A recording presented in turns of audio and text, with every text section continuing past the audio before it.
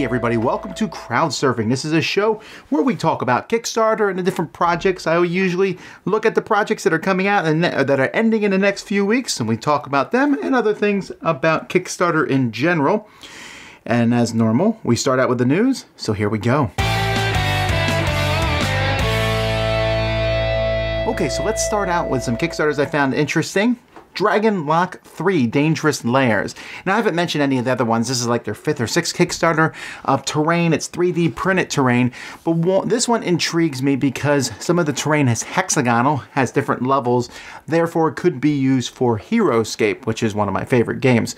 So just kind of, I find that interesting, and it looks really good, although again, 3D printed, so who knows. Fireteam Zero. This is the reprint of that game. Z has actually played the original game once, that he really liked it. You are 4 soldiers who have been stricken from the records and everything so that you can go off and fight supernatural terrors and stuff. Monsters and things like that. Then we have Conflicted Survive the Apocalypse. This is a game in which the apocalypse is upon you and you are building a camp, trying to survive attacks made on you from various different things in the apocalypse. This might be a good game, I don't know. My concern is the graphic design. I don't think the graphic design's all that. I especially dislike the artwork. They use real pictures of people and then drawn pictures and they mix them together and it just looks like a mess. It looks amateurish actually, but the game itself might be good. Ruby Combat Ready. This is from Rooster Teeth in a partnership with Arcane Wonders. Now, I actually do the Dice Tower Essentials with Arcane Wonders. I have nothing to do with this game. It's designed by Brian Pope and his son, and they both also designed Mage Wars. So it looks like it's a simpler version, not of Mage Wars, but has a feel like that, where it's 2 to 4 players, you're going to be fighting each other, the characters from this very popular animated series, Ruby, fast battles back and forth. I've seen part of an episode of Ruby. It's probably not for me, but I think some people will like the game. For sure, obviously, it's doing very well. Gloom of Kilforth expansions. This is a game I never did play this one, but I've heard many good things about it. I know it's a long adventure style game with some goth type artwork stylings, and now there's more stuff for it. Ox the game. This one I took a look at because it's a little abstract game. I especially like how the game is just one long strip, rolls out, you have the different tokens, they're wrapped up. I like the packaging system, it has the feeling of one of those old classic games. Unfortunately, it looks like it's just rolling dice and moving pieces across, and while there's some strategy involved in that, I'm sure, just didn't look like the style of game I'd be interested in, but I liked how it looked. Dice Hospital is my game of the week. This one is a worker placement dice manipulation game. I especially like these little ambulances that are going to come with the game that can hold the dice. And so you're going to take these dice and then place them on the board. I like the theming of the game, you know, build a hospital and do different things. I just like the thing is bright and cheerful looking. I hope it is as good as it looks. It just looks really cool and fantastic. Then we have End of Trail, Find Fortune in the California Gold Rush. This is another one that it has a unique look to it, and in this game you are going out with your workers and camps and trying to get stuff, but you're using these cards, and the cards are money, but they're also a poker hand. At the end of each round you're trying to have a winning poker hand, and they also have special abilities and things on them. So it looks like a solid game. Dinogenics Dino Park Management. This is kind of intriguing because on my top 10 games I'm looking forward to from Essen, I mentioned that I was intrigued with this exact same theme coming from Pandasaurus. Well, this is a different one. This one is also the exact same theme. It's essentially Jurassic Park, the board game. I really like how it looks, so I don't know which game will be better, but this one has little wooden meeples, so there is that. Coma Ward Horror Board Game. In this game, you wake up in a hospital and you don't know what's going on, and you're exploring. Hospital's different each time, 2 to 6 players, trying to figure out what's going on. I guess it's not good. Spooky, scary. It's from Everything Epic. Usually their games look like more amateur, I feel, the way their games look, but this one looks really good, actually, and I especially like the little pill tokens that players can use. Haunt the House. This is from the Capels. Josh Capel does a lot of great artwork. He and his wife have made a line of kids games. This is continuation on this kids/family style game where you are trying to haunt the ghost buster type characters, or the the ghost hunters, I guess is what they're called, where they come into a house and you're playing cards there trying to get a certain combination. You can play the cards face up, face down. So it sounds like there's some strategy in this game. I look forward to it. Detective City of Angels. This was almost my pick of the week. I'm really excited about this one. Z played a prototype version of it, says it was a great detective style game where you go around and questioning people and asking questions. The artwork is by Vincent Dutrait. It looks fantastic, the whole thing. It's a noir type game. Oh, just looks great. I hope it's as good as it looks. Near and Far, Amber Minds. This is an expansion for Near and Far. Boop, funded, backed. You know, Near and Far is one of my favorite games. I think the whole storytelling with a mix of actual gameplay, just phenomenal. I'm really pumped about it. Seeing more content for the game. So that was an easy thing. There's more. There's mines you can go dig in now. They upgraded the general store. There's more monsters and just more stuff. Tsukuyomi. I'm not sure how to pronounce it exactly. This is a no-luck big board game that takes place, it looks like, in the basin of the dried Pacific Ocean. This sounds interesting. Apparently it went to the moon. The moon became a monster. Now there are boar lords. There are cyber samurai. I mean, the theme looks funky as all get out. I'm okay with that. You know, I like to see this. I hope the gameplay is good. There's a lot of standees in the game, so we'll have to wait and see how it plays out. They say there's no luck. It's just a straightforward strategy game. We'll have to give it a try. And then finally, Neon Knights. This is a cyberpunk, and yeah, neon is definitely the right word. And when you look at the artwork in the box, it's like, this is neon. It has that flair to it. Cyberpunk racing. Robert Geislinger said that it was a good game. So I'm looking forward to this racing game from them. I wasn't real enamored with the first game that this company put out, but it looks like they're improving with each game. So hopefully this one is a lot of fun. And that is the games this week on the news. Let's keep going. Hey, board gamers, BJ from Board Game Gumbo here, back with more Kickstarter Lanyap. That's right, I'm bringing you projects that won't break your bank, but give you a little something extra. Here's what I've been looking at this week. I've been checking out Legends of Sleepy Hollow. It's a brand new game from Dice Hate Me Games, designed by Matt Riddle and Ben Pinchback. Those are the guys that brought you Wasteland Delivery Express service. Big hit at Gen Con, fantastic game that I got to play. We all remember the Disney cartoon or the short story from Washington Irving about Ichabod Crane running through the wilderness in Sleepy Hollow near Tarrytown, New York, and being chased by the Headless Horseman and never being seen again. Well, here's your chance to find out what really happened to Ichabod Crane and that little sleepy town. This game is for 1 to 4 players, and it plays in about an hour. Hey, this is an impressive Kickstarter page. It's very slick.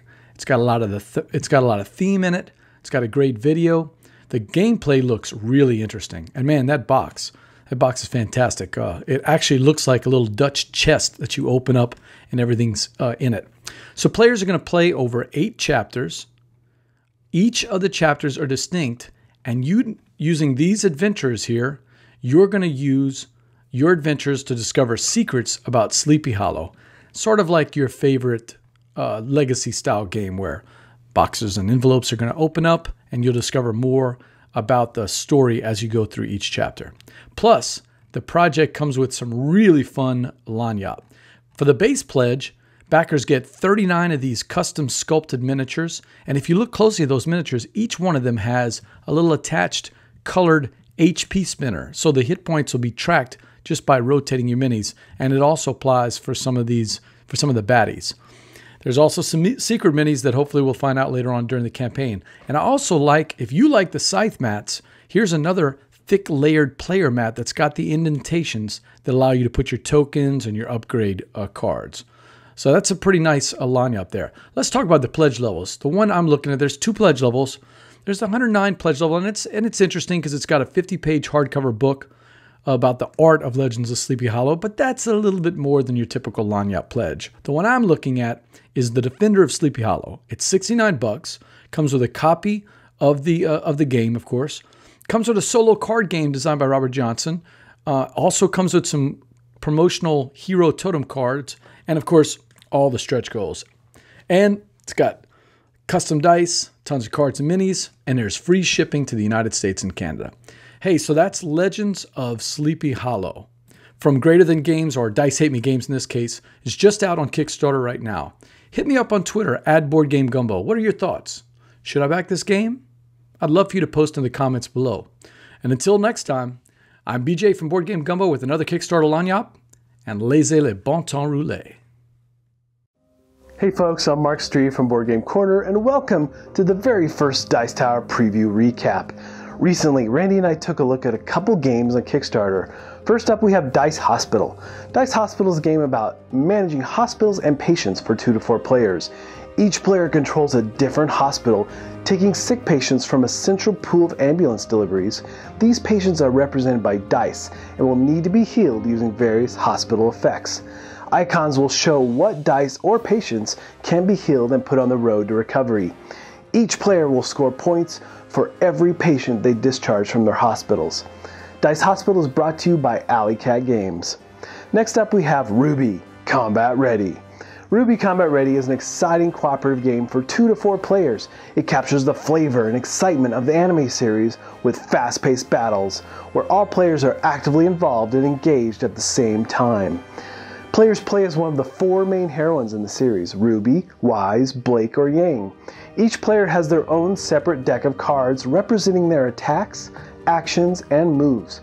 Each character plays a little differently, using their own unique tactics and strategies. Ruby Combat Ready is brought to you by Rooster Teeth and Arcane Wonders. For more details on each of these games mentioned, please check out our full previews and see if these games might be of interest to you. And if you are interested in having your game featured as a Dice Tower preview, please reach out to Tom or myself. Also, keep an eye out for more previews in the near future. Alright folks, thanks for watching, and until next time, we'll see you at the table.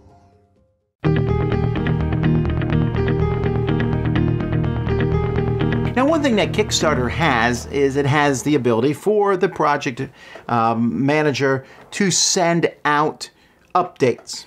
It's something that some people send too many of and some people send too few of, right? I've seen complaints no matter what. You send out a few, people are like, you don't tell us, you don't keep us updated with what's going on. And then there's those guys who every time they sneeze or they send out a daily update, and you're like, all right, enough already. And the problem with updates is when you get an update, you kind of read the headline in your email. Well, this is if you're Tom Vasel. You read the headline, you're like, does this pertain to me? No, okay, go on. And sometimes you're like, let me see. Ooh. Or sometimes you read the update and you're like, oh, I cannot believe this is their reasonings for why they're not doing such and such. But I'm not here to talk about updates. I'm curious about when you use an update from a previous project to promote your new project. Now, Eric and I talked about this on one of our shows that we did, but I thought it would be good to bring up in a Kickstarter show specifically. But when you, I don't think there's anything wrong when you start a project and you say, oh, I will tell my previous project backers that I'm starting a new one. Especially if it's in the same genre, realm, or whatever. It's a way to tell them. Although I've seen people complain about that. I do think that it can be problematic if you continue to do it. Your update for your other project should not become an update for your current project. So if I back game A and whatever, now you're doing game B. And every time you make a change in game B, you tell me in game A. You tell me in game A when the project starts for game B. You tell me when game B has reached its funding and it's getting some stretch goals. You tell me that game B has only 48 hours left. So my question to you guys is, when is it too much? For me, more than once. I think it's okay in a previous project to say I'm starting a new project.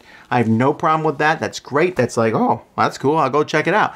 It's a great way to keep track of your past backers. I do not like more notifications than that, especially if you back the new project and then you're getting double updates on everything. And that kind of borders on spam. I guess maybe it is a spam. But tell me what you think. How many updates is too much? You know, is it okay to use old projects to talk about the new ones? Should they never do that, or does it not bother you at all? Let me know in the comments. Meanwhile, let's keep going.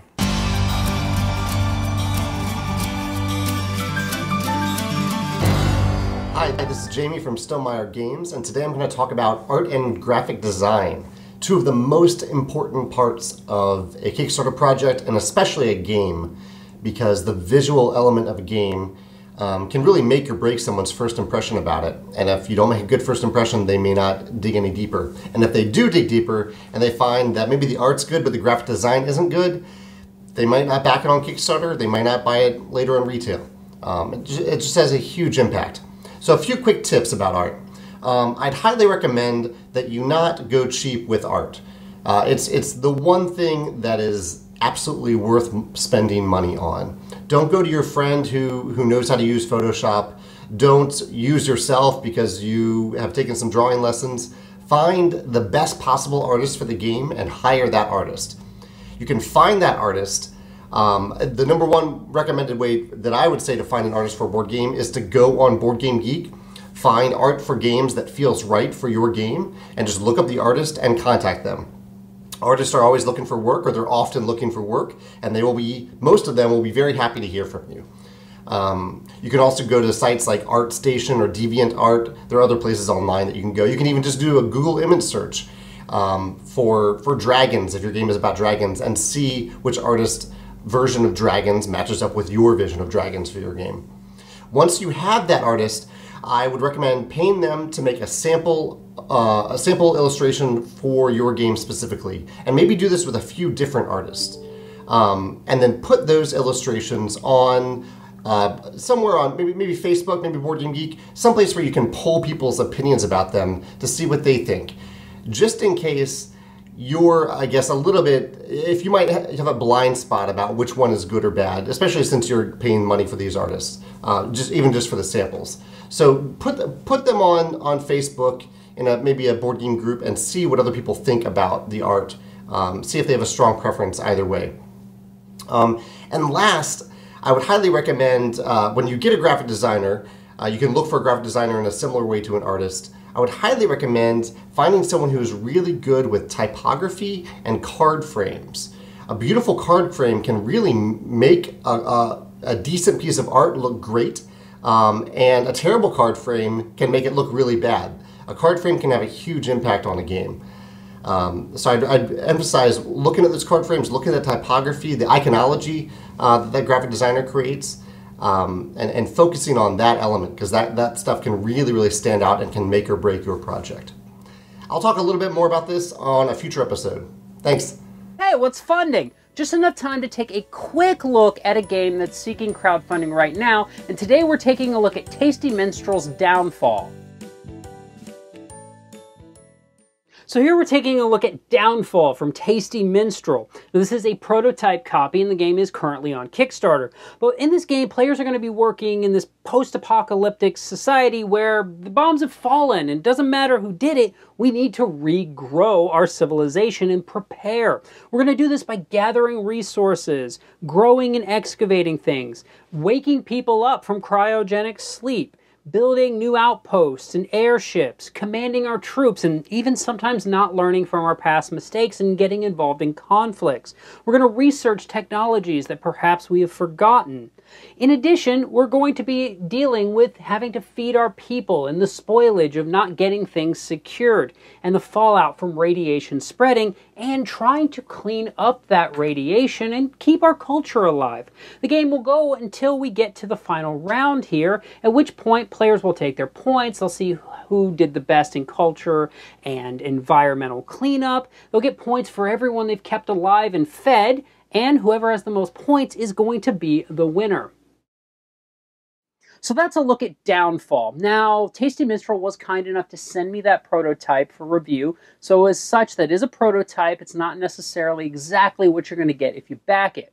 I really enjoyed this game. It felt like a 4X light game where I could play it in a smaller period of time, and I enjoyed the way everything works into the theme of this game, worrying about feeding my people, building new outposts, and even worrying about the spreading radiation and trying to clean that up as time progresses. I enjoyed the technology in the game, and I enjoyed the fact that you pass a few cards to your opponent every round, something I didn't feel was necessary, but really added an extra layer of enjoyment. Now, I didn't cover all the rules in the game, there's not enough time, but I hope that you've enjoyed this look and want to find out more or not, and I look forward to seeing you guys next episode.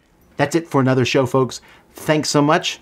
We'll be doing one of these in 2 weeks from now. In between then and now is Essen. I'm sure there'll be some Kickstarter projects there, and maybe we'll get some video from there. We'll have to wait and see. Until next time, though, I'm Tom Vasel. Thanks for watching. You've been watching Crowdsurfing on the Dice Tower.